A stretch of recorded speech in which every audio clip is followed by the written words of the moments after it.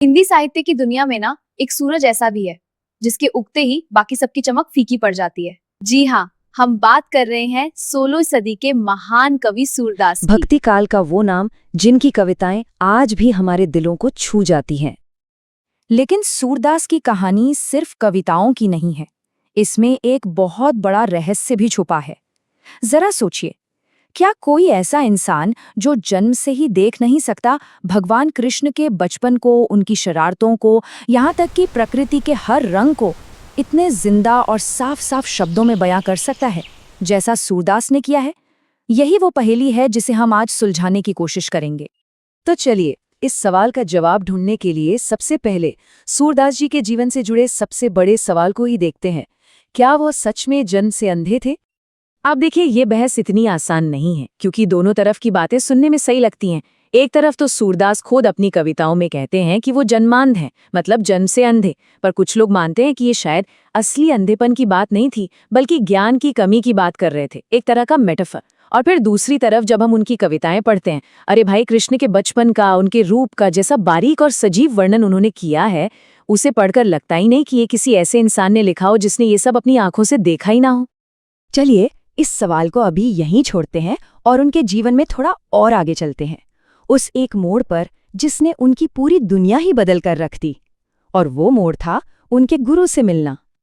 तो देखिए, सूरदास का जीवन काफी लंबा था, करीब करीब 100 साल का। सन 1478 में आगरा के पास एक गांव रुनकता में उनका जन्म हुआ। और फिर उनके जीवन का सबसे बड़ा टर्निंग पॉइंट आया जब वो अपने गुरु महाप्रभु वल्लभाचार्य से मिले। यहीं से वो अष्टछाप के सबसे बड़े कवि बने और आखिर में सन 1583 में पारसोली में उनका देहांत हो गया। ये जो गुरु वल्लभाचार्य से मिलने की घटना है ना, यही उनके जीवन का वो पल था जिसने सब कुछ बदल दिया। हुआ ये कि सूरदास ने एक भक्ति पद गाया, जिसे सुनकर महाप्रभु इतने खुश हुए, इतने प्रभावित हुए कि फौरन उन्हें अपना शिष्य बना लिया। फिर उन्होंने ही सूरदास को श्रीनाथ जी मंदिर में कीर्तन करने का काम दिया और यहीं से सूरदास अष्टछाप के सरताज बन गए। अष्टछाप मतलब कृष्ण भक्ति में डूबे 8 कवियों का एक खास ग्रुप, और सूरदास उनमें सबसे ऊपर थे।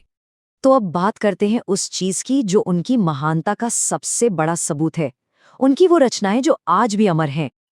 अब बस ये सोचकर देखिए कि उन्होंने कितना लिखा होगा। ऐसा माना जाता है कि उनका जो सबसे मशहूर ग्रंथ है सूरसागर, उसमें 1.25 लाख पद थे। 1.25 लाख! हालांकि आज उनमें से हमें करीब 10,000 ही मिलते हैं, पर सोचिए, 10,000 पद, ये नंबर ही अपने आप में उनकी काबिलियत की कहानी कह देता है। वैसे तो उन्होंने बहुत लिखा, पर उनकी 3 रचनाएं सबसे खास मानी जाती हैं। सबसे पहली और सबसे जरूरी है सूरसागर। ये श्रीमद् भागवत पर आधारित है और इसमें कृष्ण के बचपन, उनकी लीलाओं और गोपियों के साथ उनके प्रेम का और एक क्या गजब का वर्णन है। फिर आती है सूरसारावली, जो एक तरह से सूरसागर की समरी है, उसका सार है। और तीसरी है साहित्य लहरी।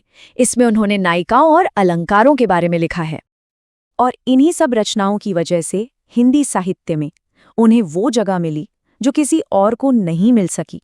तो आप समझते हैं कि आखिर क्यों उन्हें साहित्य का सूर्य कहा जाता है। देखिए, ये सिर्फ एक टाइटल नहीं है, ये उनके कद को, उनके असर को बताने का सबसे सही तरीका है। सोचिए, जैसे आसमान में जब सूरज निकलता है तो सारे तारे, चांद, सबकी रोशनी फीकी पड़ जाती है ना। बस हिंदी साहित्य की दुनिया में सूरदास का मुकाम ठीक वैसा ही है।